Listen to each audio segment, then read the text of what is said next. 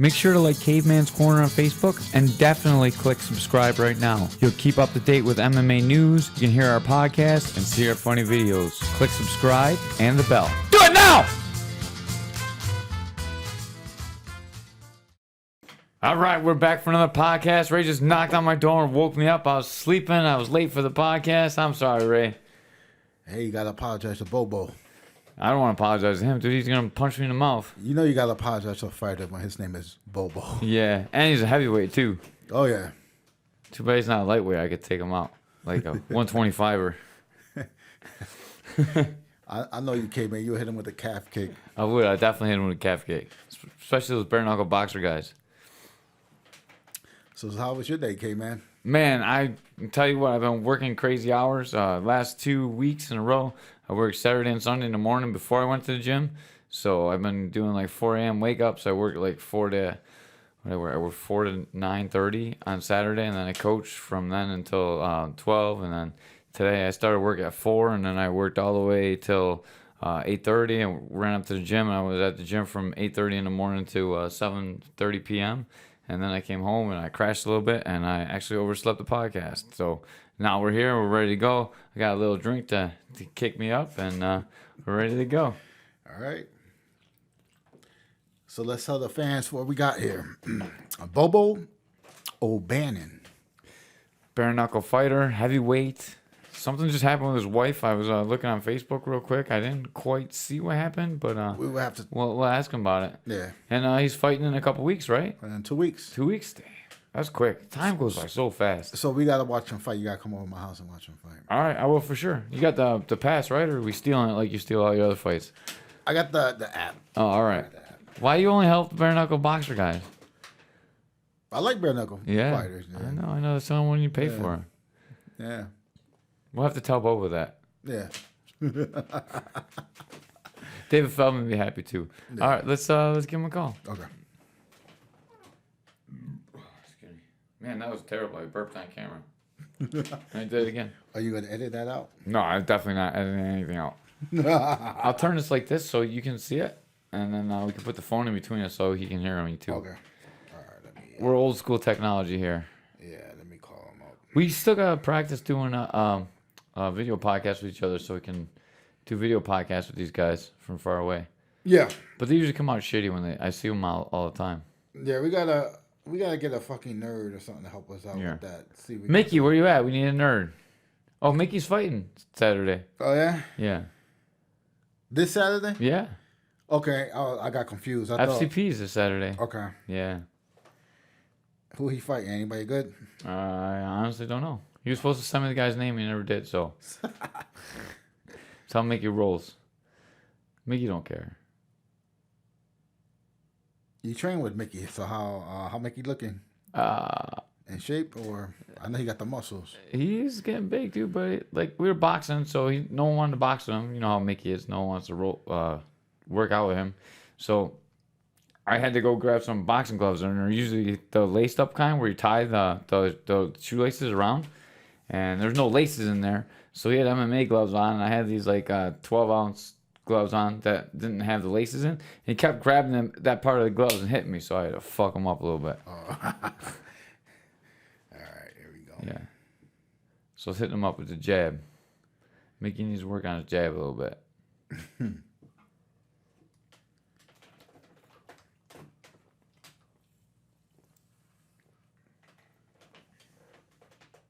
Hello? Hello? Hold on. It's weird because I ain't hear the phone. You know. Yeah, I hear it ring either. Yeah. So let's try that again. That was really weird. Yeah. We just had it working. We actually tested it before the podcast just to make sure. Yeah. Let me see.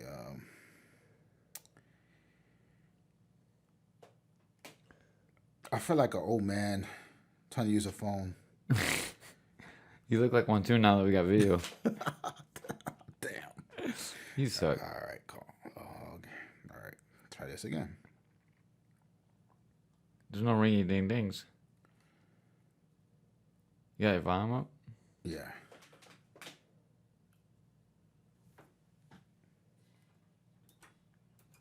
Hello? Hello. Hey, can you hear me now? Yeah, Yeah, can you hear us? Okay, yes, sir. All right. Sorry, we had some technical difficulties. Ray didn't know how to work his phone. No, I understand how that goes. Trust me. You're talking to a technical moron here. Yeah. and Caveman was sleeping. Yeah, I was sleeping, man. I apologize. I was up at 4 this morning, and I worked all day, and then I had to teach all day, and I fell asleep because Ray wasn't here, or he didn't call me on time, and then he called me, and I was already sleeping. So I apologize for the late start. No, my man. Look, you ain't got to apologize to me for nothing. Uh, I know exactly how crazy life can be. I've, matter of fact, my wife has 11 or 12 different diseases, a couple heart diseases, nerve diseases. One of the nerve diseases messes with the.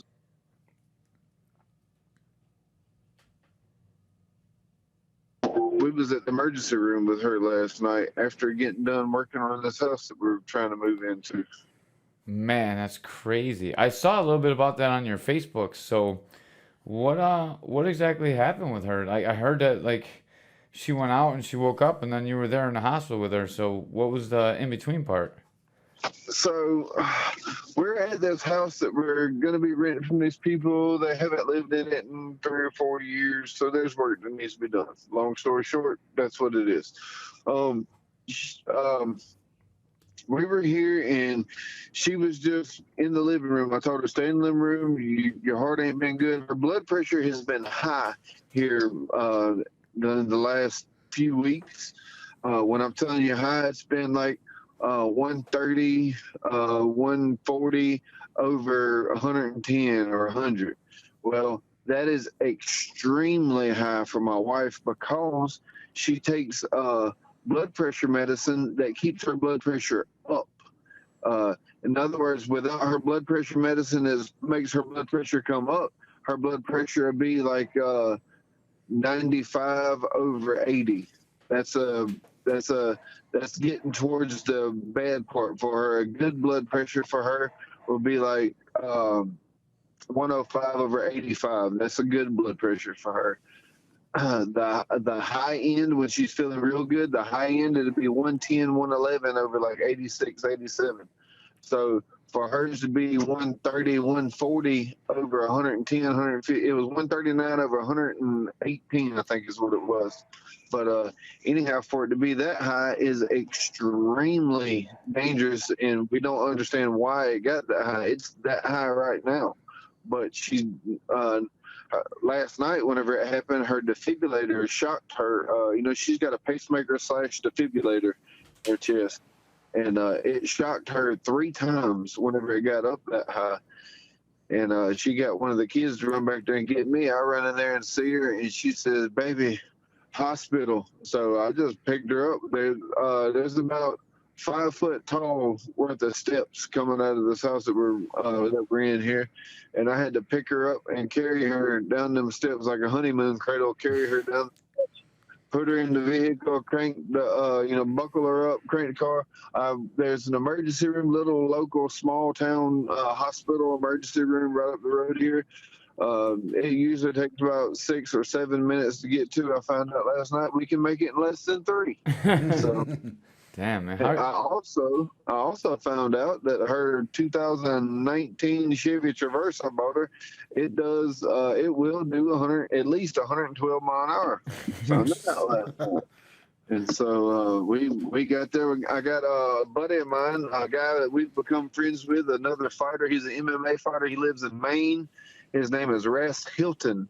And Ras was at the end of the driveway trying to trim some hedges that have kind of growed up towards the driveway. And he sticks his tongue out and doing a cool little rock and roll sign. Then he sees that I'm slinging grass everywhere while I'm coming down the driveway and decides that it was time for him to jump the heck out the way. Good idea. Because then we would have had to send an ambulance back for him because I wasn't stopping at that point. But yeah, we get there and I have to get her out the car and I carry her. There's a car in my way where I've got to walk into a flower bed to get past it. That car slams their vehicle in reverse and spins the tires going backwards to give me room to get by because they seen I was carrying my wife into the hospital or carrying Yeah. And so we get in there, a receptionist is trying to talk to somebody that she's trying to fill out some paperwork for. And I raised I didn't holler, but I did raise my voice, and I was very stern. I said, I have a heart patient with chest pain. Her defibrillator has went off 3 times. She said, whoa. Next thing I know, the double doors was opened up. They took me back. I filled them in with the quick information that they absolutely needed to keep from killing her. And then they asked me, they said, sir, we need you? We need you to leave. I threw my hands up. I said, whoa, hold on, you're fine. I said, put your attention on her, not me. I promise you, I'm leaving. I said, I do not want to get in the way. Y'all need to concentrate on her. And I went walking out, and they kind of hollered over their shoulder and said, stop by and check her in with the receptionist. I said, definitely, thank you. And so I literally walked her in there, laid her down in the hospital bed, and then started taking steps backwards so that, look, this is my wife.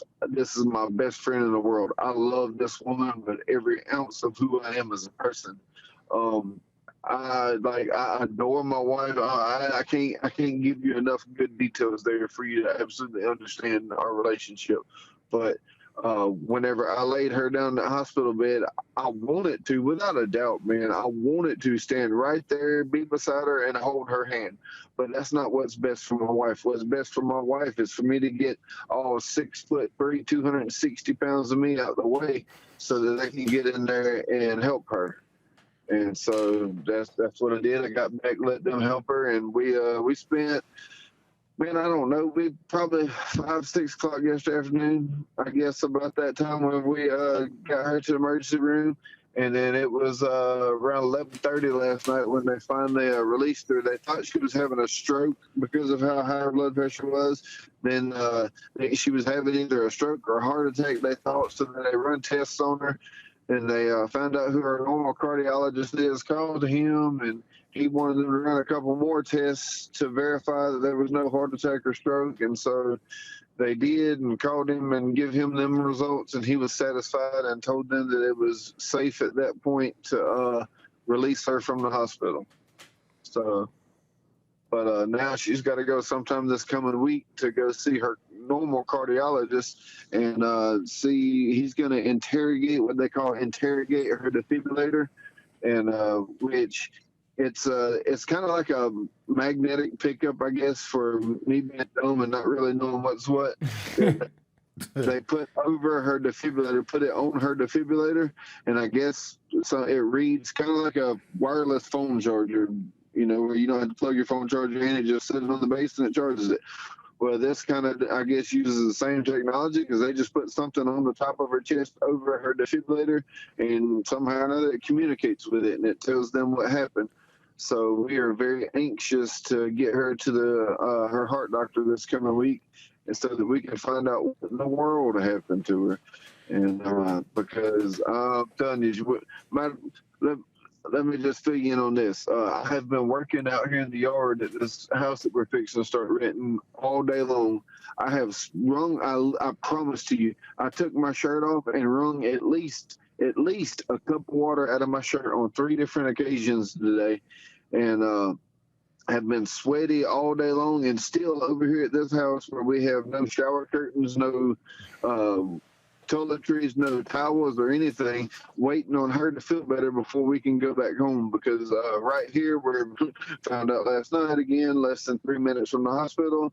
We're like a 20-minute normal drive where we're living at currently with our parents. So I could probably make that in about 13 minutes. But 3 minutes sounds a lot better than 13 minutes to me right now with the condition she's in. So here I am, just me and Ras are roughing it out, being sweaty from working outside all day long, just waiting for her heart rate and blood pressure and everything to kind of level out a little bit so that we can go home and get us a shower and get in bed. Man, that's a lot. I mean, can you now when this happening, you got a fight coming up in 2 weeks. I mean, will you be able to be focused for your fight? Oh yeah, definitely, man. This is my life. And look, first of all, I want to preface. I want to post and preface everything I just said and everything I'm going to say. I am not in any means looking for any kind of pity party or sob story or anything like that. And I despise the thought of a pity party and despise the thought of anyone thinking that it's a sob story. I'm not saying y'all are thinking that. I'm just saying that is not my intentions with what I'm saying. My intentions is just full disclosure, showing, letting people know what my life really is all about. Now, with that being said, this is my life on a normal week-to-week daily basis. She'll go through spells to where she'll be good for a while. When I'm telling you good, what I mean is she's not passing out. She's not absolutely fighting with her blood pressure every day to regulate it. Then she'll get a few of those days, and then we'll get another couple of weeks to where she's fighting for her blood pressure to regulate. She's constantly passing out.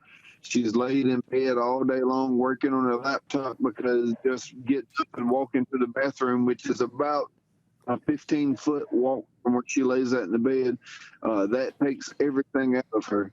And so most days she spends just laying in the bed, just trying to recover and rest, let her body rest.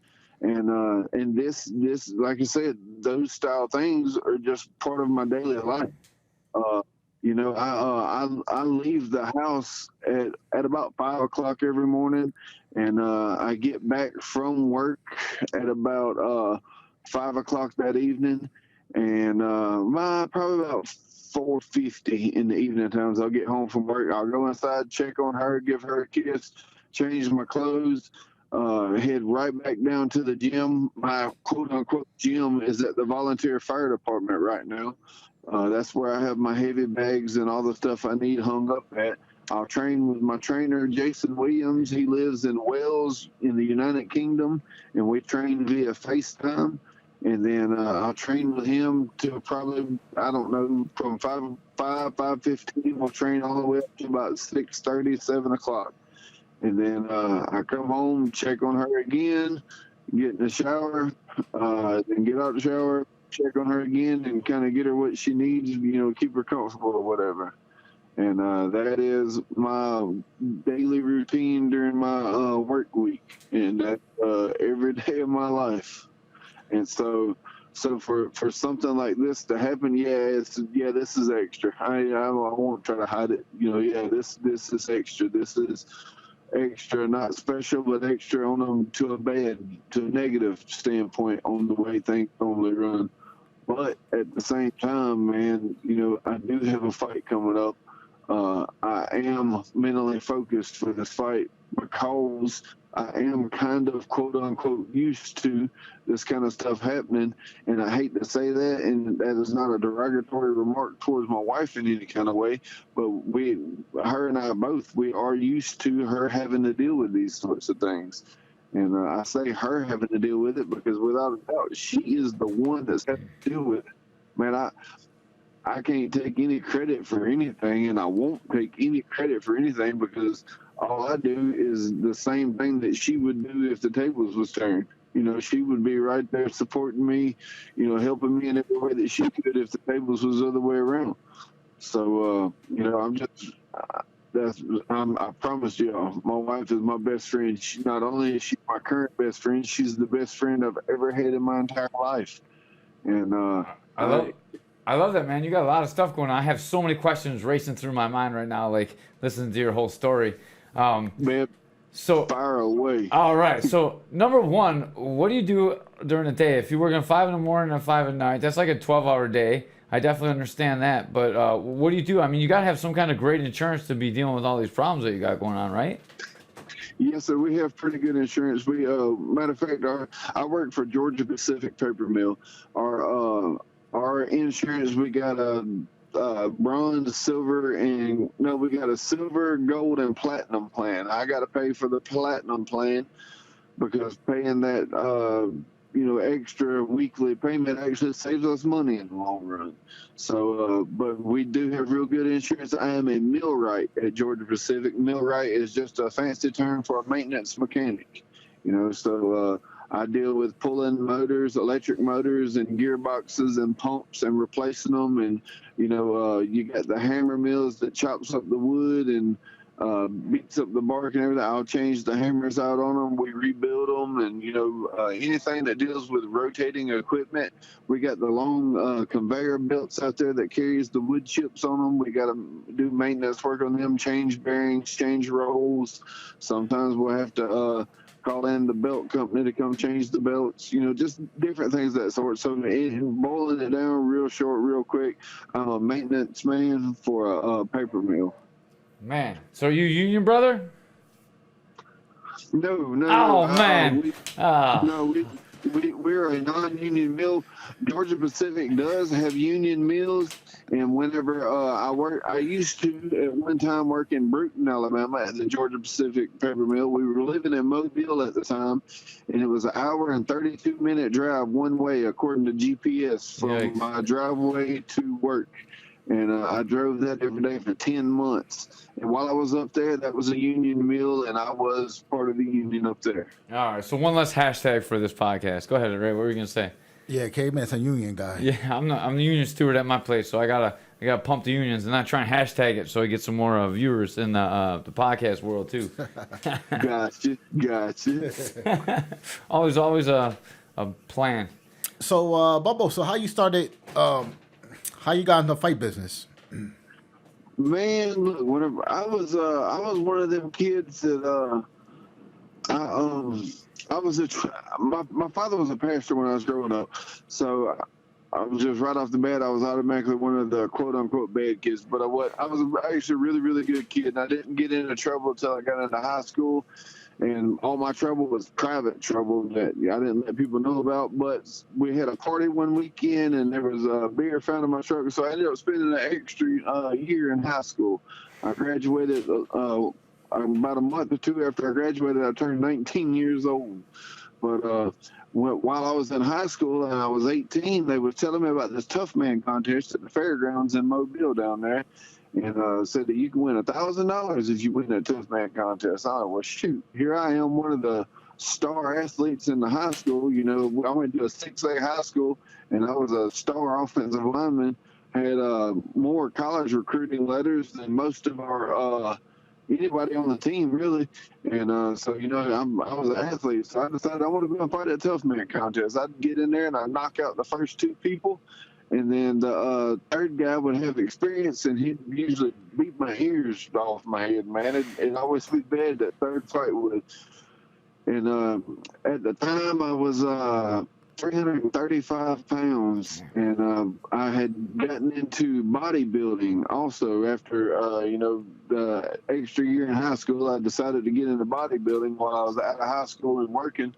And so I got to where I could after my chest workout, I could go back to the bench press and put 405 on there, and I could bench press 405 4 times. And so, I'd gotten to where I was pretty strong.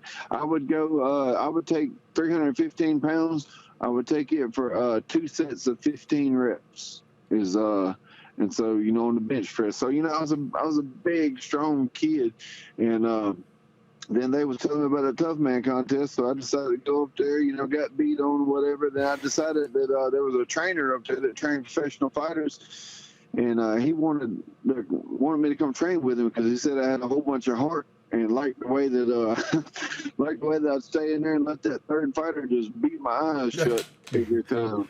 So I started training with him, and I found out that I needed to stop lifting weights. So I went from 335 pounds down to 225 pounds in about 10 months' time because I quit lifting weights. That's the only thing I changed. I didn't change my diet or nothing. I just stopped lifting weights, and I went from 335 to 225, in boxing. And go out to the fairgrounds in Mobile County in 2007 and won all the Tough Man contests in 2007 at the fairgrounds. And then we went September of that year, I believe it was, to the Hard Rock Casino in Biloxi and fought the one that was on TV, the yellow and black original Tough Man contest. Oh, yeah. And I won it at the Hard Rock in 2007. and they wanted me to come to the World Tough Man contest, but it was going to cost me too much money to get there. So I opted out of that, and I turned pro in boxing in December of that year. But the Tough Man contest at the fairgrounds is how I got my original start in it. I was just some big, young, tough, brawny kid from that played football and was a good athlete. And then I found out quickly that wasn't enough, and I started training. That's a great story, man. So how did you end up going from fighting locally and mobile to having an online trainer from the United Kingdom? I know that that's probably where bare knuckle is most famous for and originates from, but how does the online training work? How are you guys able to get together? Like, can you just go over that? Like, that kind of blows my mind that you have your trainers online and like all the way across the world. Yes, sir. How did I go from fighting in town to this? I went pro, and I fought pro boxing for a while. I took 8-9 years off after the end of my quote-unquote pro boxing career. At one time, I used to spar with Deontay Wilder a pretty good bit. And I think we've sparred probably 10 or 12 times, and that was all in like a year, 6 months to a year time span. But then I quit for a while, then I seen my buddy Brock Weaver. I seen him on his Facebook. He was posting. He had pictures of Mr. Roy Jones Sr. wrapping his hands, and he was fighting a bare knuckle fight. And I just, in my mind, that just had to be a typo. You know, just there's no such thing as bare knuckle fighting. And so I messaged Brock, and he was like, "Man, BoBo, me and Mr. Roy was talking about you last night at the fight. Mr. Roy said that this is your stuff, that you need to be doing this. He wish he could get in touch with you to get you back out here and get you fighting bare knuckle." So I called Mr. Roy and went and was training with him for a while over in Pensacola over there. I would just stop by there on my way home from work and was training with him for a few months. Mr. Roy got sick, and I started training with my trainer in Mobile. And then all of a sudden, I had to, after that first fight, my job wouldn't let me fight no more. Told me that I wasn't allowed to fight no more. I'd be fired. So I found a different job, and they let me fight. And then they let me fight that one fight. And the first job told me I couldn't even fight my first fight or I was going to get fired, so I had to leave them. And then the second job told me after that fight that I couldn't fight anymore. And so I was like, man, this sucks. So then that's whenever I took the almost a year and a half off. And then I'm working at Georgia Pacific in New Augusta, Mississippi now. And I got to talking to them about my fighting career and my fighting past and everything. And I was like, dude, that'd be awesome to have a employee that fights professional on television. I was like, well, heck yeah, that's all I needed to hear there, babe. So I went back to training, and man, I drive an hour and 15 minutes one way to a trainer. It wasn't working for me. Don't fit into my budget. Don't fit into my time frame with taking care of my wife and everything. So I had a guy reach out to me, Jason Williams. He's like, hey man, look, I live over here in Wales in the United Kingdom. And I train bare knuckle fighters. You know, it's been a thing over here for a few years now. I was watching you fight your fights, and I believe I can help you tremendously. I said, really? He said, yeah, I really can. So before I fought Arnold Adams, I had a question about my jab, you know, and there was a certain way, one way I was throwing it, and I was questioning a different way, and I couldn't make the different way work. Well, Jason sent me that message, and I was typing out a message telling him no thank you. And I prayed about it and stopped. I got a feeling, so I stopped typing it and I prayed about it, and I got an easy feeling over it. So I was like, all right, well, Lord, that's what we're fixing to do then. So I sent him a message, told him we'd try it out. The very first thing he goes to teaching me is how to do that jab that I was trying to figure out. And I was like, man, you know, if that ain't confirmation from God, I don't know what is.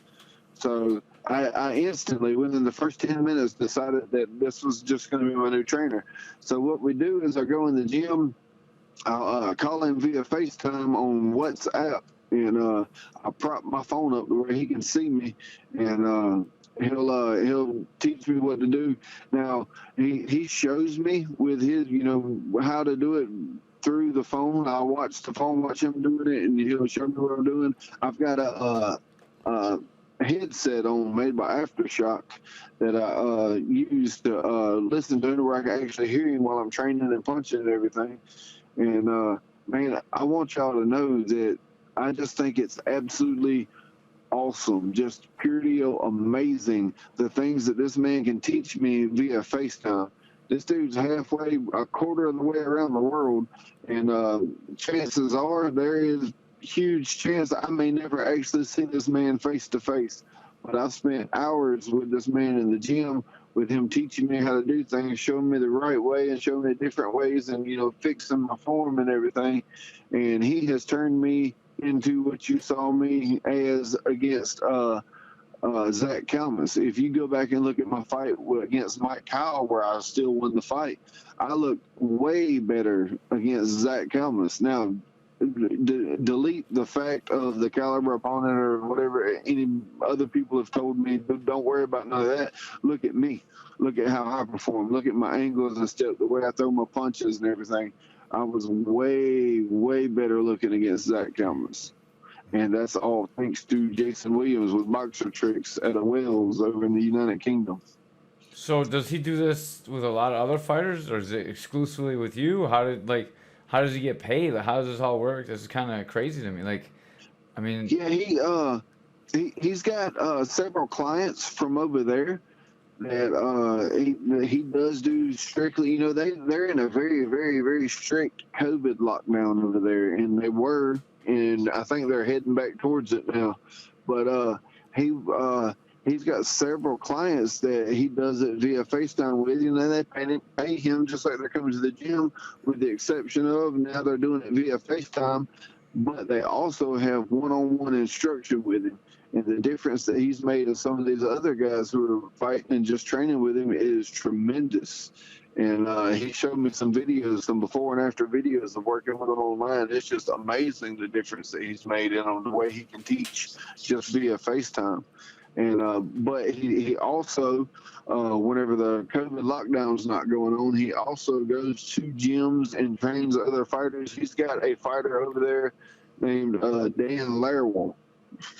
And Dan Larwell is a BKB fighter. He's fixing to fight for, I think, the middleweight title coming up next week.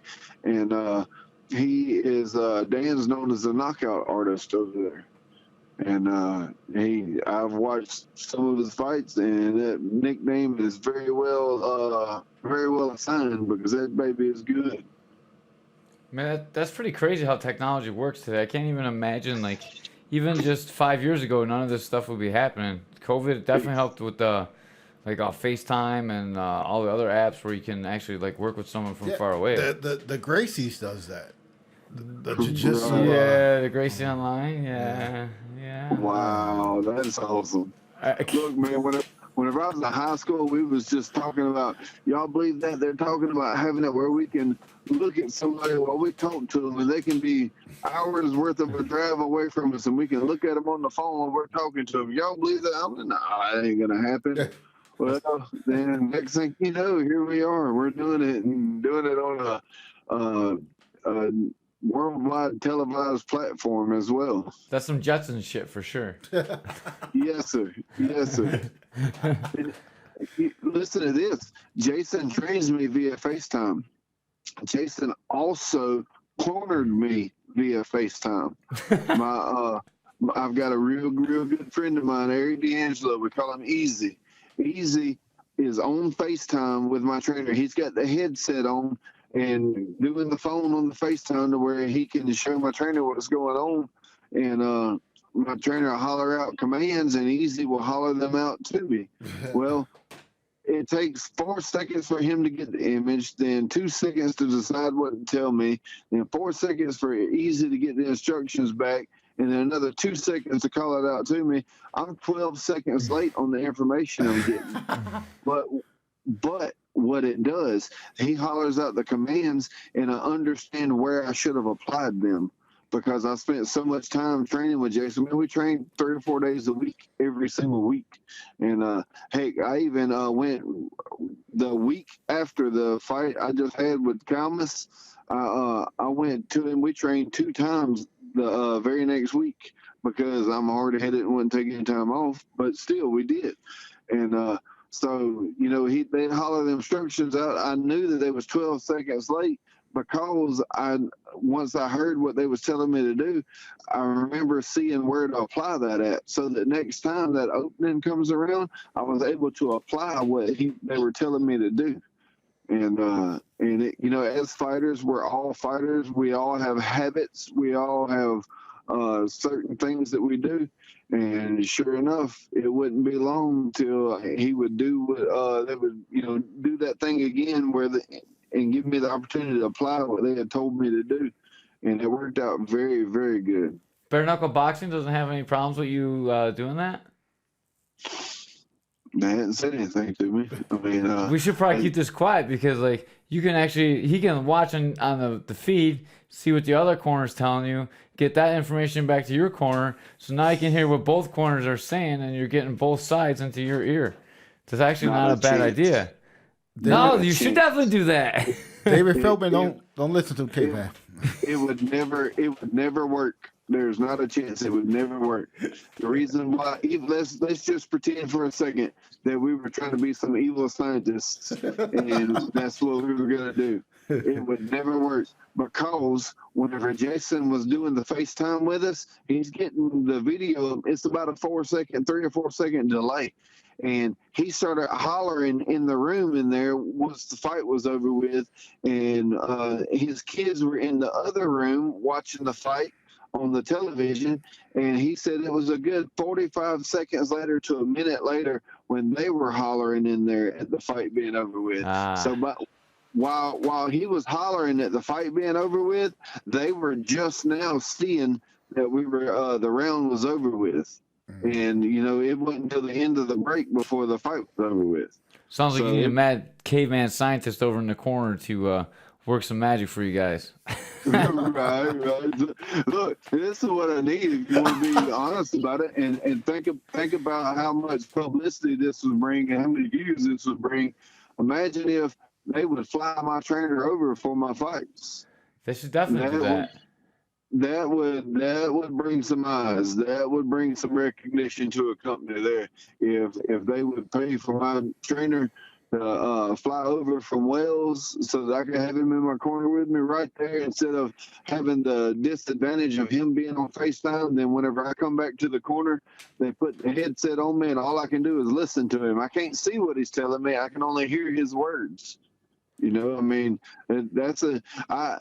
somebody online was saying, "Oh man, you're cheating. You've got 3 people in your corner because you had 2 cornermen, then the man on the headset." I was like, "Hey bud, I'll tell you what, I would challenge you. I will gladly challenge you. Let your fighter be in the ring with 2 people cornering him. One of my cornermen was a sponsor who had never been around fighting much in his life at all. The other one was my real good friend, Eric, Easy. Easy had only been around fighting for about since I fought Mike Kyle. Whenever I fought Mike Kyle and started training, Easy had started training with me a little bit then. So September, less than a year, Easy is how long he's been around fighting. I'd had about zero knowledge of fighting in my corner. All they were doing is handing me water and putting a headset on me. Hey, if bare knuckle fighting comes to Buffalo, Western New York, you got a corner man over here, the Caveman. I corner lots of pro fights. I'm pretty good at handing out the water. There we go. Yeah, that's and to be honest with you, man, one guy that was in my corner was handing me water bottles. The other guy that was in my corner was wiping me off and putting a headset on me. That's it. That's what my corner men did. Now I'm not picking on them or talking bad about them in any shape, form, or fashion.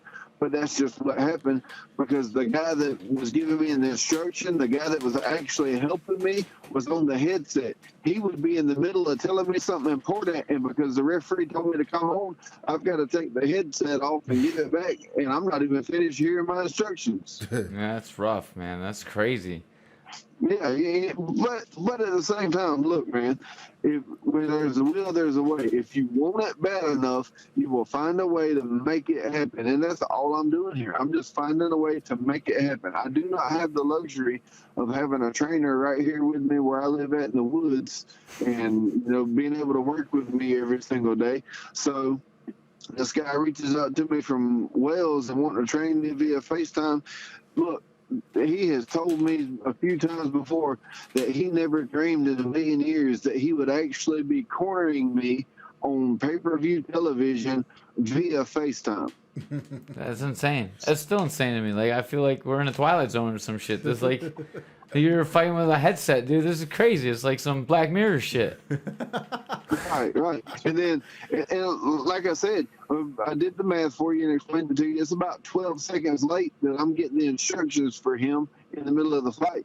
Dude, in some fights, getting them instructions 12 seconds late, that can be detrimental. And it's still, the truth be told, had I received the instructions from him while he was in the corner hollering them at me, with him actually being there, that fight would have been over with quicker.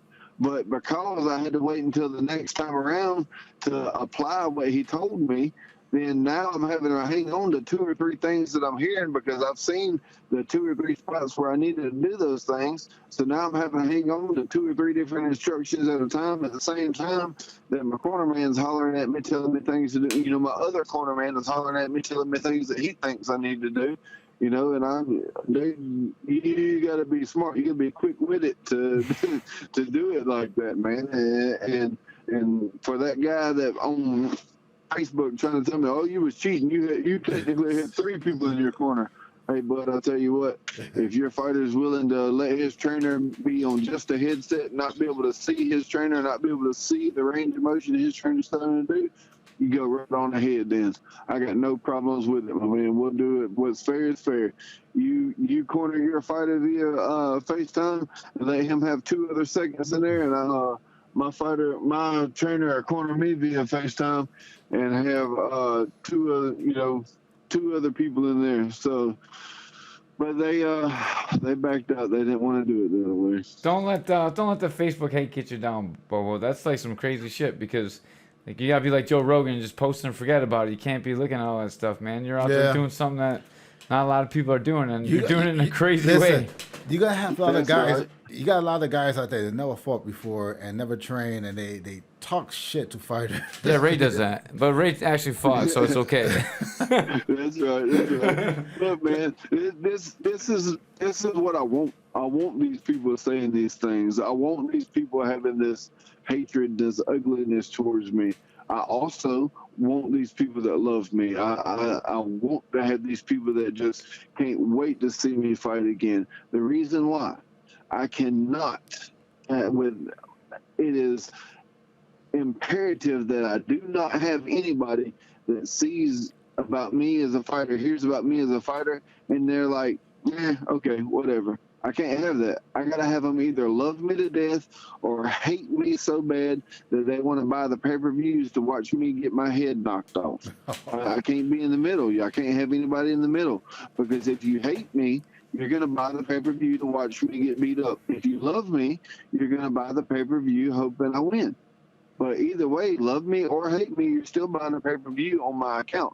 And that's what I need. That's what I've got to have. I can't have people just not care whether I win, not care whether I even fight again or not, because then they're not going to buy the pay-per-view. If they don't care about you, they're not going to buy the pay-per-view to watch you. Man, with your story, because like, us helping you get your story out, this story is like so crazy. People are going to tune in just to see what the hell's going on with you. You sound like this is one of the craziest interviews we've ever had. We've been doing this, like 4 years now, Ray? Yeah. 4.5 years. This is probably the craziest interview we ever had. You're listening to some dude talk to you on FaceTime that like could be like some crazy guy or something. Like we don't like this is insane. Your wife's like dying and like not. I don't mean to say it like that, but like you got all kinds of like crazy stuff. Like right the week of the fight. Like Jesus Christ, man. I'm a sweating listening to your life. Yeah, it's matter of fact, I've got like I told you, I've got my I'm sitting in the car right now, with my phone on charge so that I can talk to y'all and actually have a good signal. And my buddy Rass, I just watched him carry my wife down the steps and set her down in a chair outside. Apparently, she got uncomfortable inside, which happens a lot. But so seeing as how she can't walk and she doggone sure can't walk on steps, if she passes out coming down or going up the steps, that's gonna be really bad. So anyhow, he just carried her out and set her down or whatever, and. For me, I'm just like, oh, that's cool. Rass carried her out. Thank you, buddy. Yeah. For anybody else sees in there, they're gonna be like, oh my God, y'all hold on, let me go check on my wife. Something's going on, blah, blah. And I kind of sit back and I have to laugh at it sometimes at how these quote unquote extreme measures are just another day in the park for us. With your life so crazy, does fighting seem normal? Like, it doesn't seem like fighting. Seems like fighting is probably the most normal thing you do in your life. I can't give you a good answer on that. There's because all of it kind of seems normal to me at this point, because this is sincerely, this is every single day. I go and I train, like I say, every single day. I go to work every single day. I take care of my wife every single day. So whenever you start doing something every day, at that point, at that time, it's normal. It's no longer. Now, if you got something, if you go to work once a month, or you go and train once a month, or your wife gets sick, once a month, then that's an irregular pattern. But once you get a normal pattern, then it just becomes a normal thing. It seems like that you're under a lot of stress. So, like, normally you associate your fight with a lot of stress. But it seems like the fight might be one of the least stressful things in your life. So, like, I agree with that. Like going out to fight just seems like a regular good thing. Like, that's so abnormal for a fighter. Normally, like, you have so much stress when there's a fight coming up for you. It's probably like, oh man, at least one day I don't have all this other shit going on in my life. We can just go there and punch someone in the face. But I bet you he's taking out his opponent. Yeah, probably. Hit him hard, right, BoBo? Say that one more time. You hit your opponent in the face and release the stress. A little bit. I'm fixing to tell y'all something. I guess it might be a little more crazy than anything else I've said so far. The enjoyable part for me is getting punched in the face. Sounds like a lot of self-hate, bro. Sounds like you have a lot of stuff going on in your life. No, quite the contrary, actually. When I get punched in the mouth, when I get hit with a clean shot, when I get punched in the forehead, whatever, wherever on my face I get punched, it kind of jars me for just a second. And whenever it jars me, it's kind of like I still see what's going on. I still see what's happening, but I'm kind of like a kid sitting on the couch playing a video game at that point. I'm no longer like in my body, I guess. I don't know. It's kind of weird to explain because I am there, but it's like I'm just watching what's going on. I'm not actually participating in it anymore. I'm just watching what's going on. And it gives me an opportunity where I feel like I don't actually have to do anything. I don't actually have to live this life anymore. I just get to watch and observe this life now.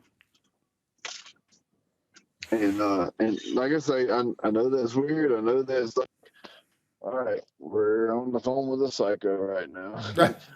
Sounds like you're eating mushrooms before you go out there and fight.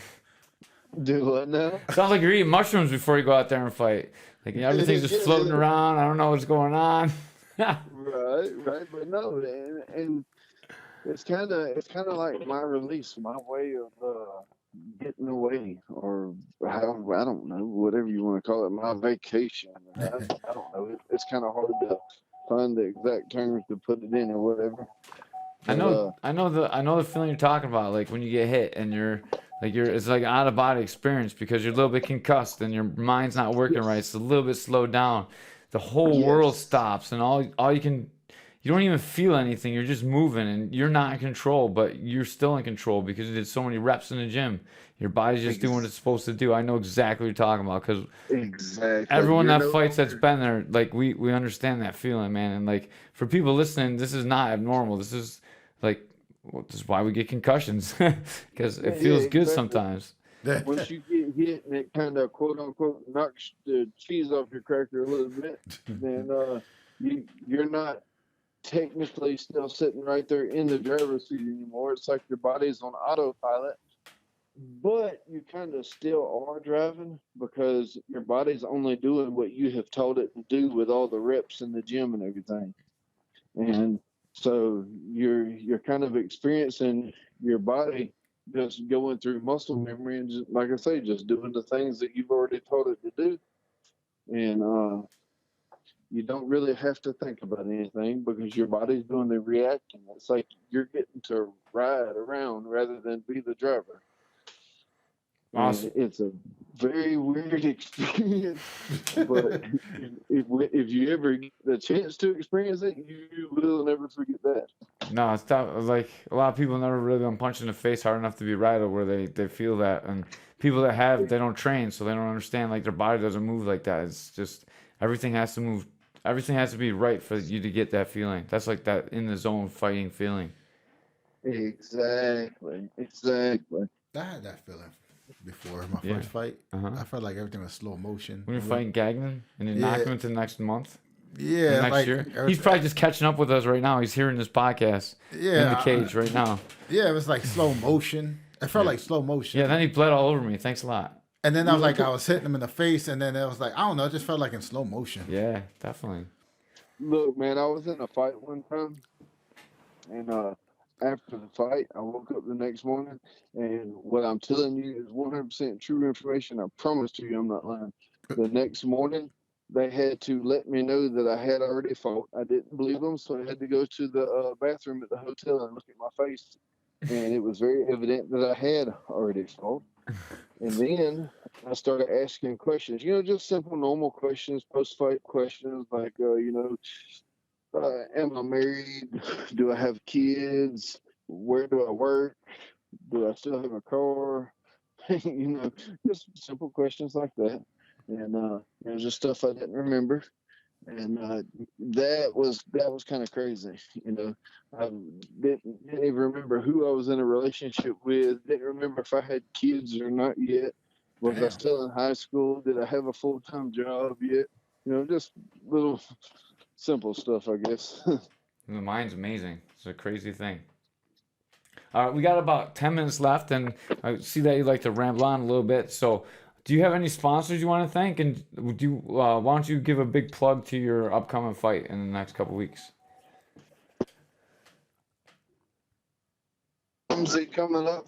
Louis Ramsey is a long time MMA veteran. He's 1-1 in the bare knuckle organization right now. His last fight, he's coming off of a TKO victory. I've got my sponsors. I've got Ryan Longmire with Texas in Time. I got let's see, hold on, my wife's giving me the phone right now. Tim, with Be Lit Organics. I got Matt Zifferblatt at Healthy One Inc., Dan Stevens at BW Sports One, Ryan Longmire at Texas in Time, Jay Davis at Terp House Farms. I got William Vaughn at On Point Embroidery. He goes by BJ. I've got Aaron Gates, Wicked Fabrications. This guy has gone above and beyond. This man actually lets me come work with him on weekends for side money and pays me very handsomely for it. I got Jimmy Lane and Steve McCluskey at Lane Construction. Mr. Jimmy Lane has gone way above and beyond doing stuff for us in our personal life and doing things to help sponsor me, and I'm very thankful for him. And that's all I've got right now at this point. If I missed anybody, I am sorry, but I'm gonna blame it on my wife because she's responsible. That's the way to do it, man. We appreciate you. Thank you for taking the time to come on our show, man. We really appreciate it. We'll be watching you. Ray is the only, he steals all the fights, except he pays for bare knuckle boxing. So we actually go over to his house to watch that, because I won't watch all the stolen stuff. I always like to support the organizations. Oh, yeah. There we go. That's awesome. Yeah. Plus, Ray's got it in with David Feldman, so if you need to talk to someone, you should be talking with Ray. He talks with Dave all the time. There we go. That's beautiful stuff, man. All right. Thank you very much for your time, Bobo. You're a very interesting character, and this is probably the most unusual podcast I've ever had. Well, thank you. I guess I kind of strive a little bit, be a little unusual. Well, you definitely hit your goal, man. Thank you for your time. We appreciate you. Good luck with your wife. Best wishes and best health to both you guys. Yeah, good luck for Thank your. you, And sir. Y'all have a blessed one. good luck All with your fight. Me and Caveman will be watching it. He don't need luck, bro. He's gonna go out there and smash the guy 4 seconds behind. I don't know about no 4 seconds. I want to make it exciting. Let us beat on each other a little bit. All right. Sounds good, man. Thank you for your time. Thank you, sir. Y'all have a blessed evening. You too, Bobo. Thank you. Bye Yes, bye. sir. Bye. Bro, that is a motherfucking crazy dude. That's some crazy shit, Ray. That's one of the most unusual people we've had on there, except for Mark Hall, with tying hookers up in his trunk. Oh yeah, so that's up there. Yeah, if you haven't listened to Mark Hall podcast, you gotta listen to that one. Yeah. The Mark Coleman one would have been that good, but we had to cut a lot out. Yeah. And then I still have all the audio from that. I should just post that. The raw one. Do a uncensored Uncensored Mark Coleman one. We'll put it on Patreon. You gotta pay to listen to it. It's worth the money. It definitely is. Trust me. It's worth the money. Oh man, we're too good of people. We should definitely like sold the shit out of that one. We'll probably be famous now. Listen, yeah, this podcast was crazy. Yeah. It really was. Mark Hall, like right next to that one, right? Yeah. Oh, the even. Uh-huh. Yeah. Nah, this guy's Mark Hall's crazier. Because he had hookers in the. Yeah, because he's like he's got done talking about what a great church following guy he is, and he's like, yeah, like duct tape hookers up and put them in my truck. Oh, can we cut that? No.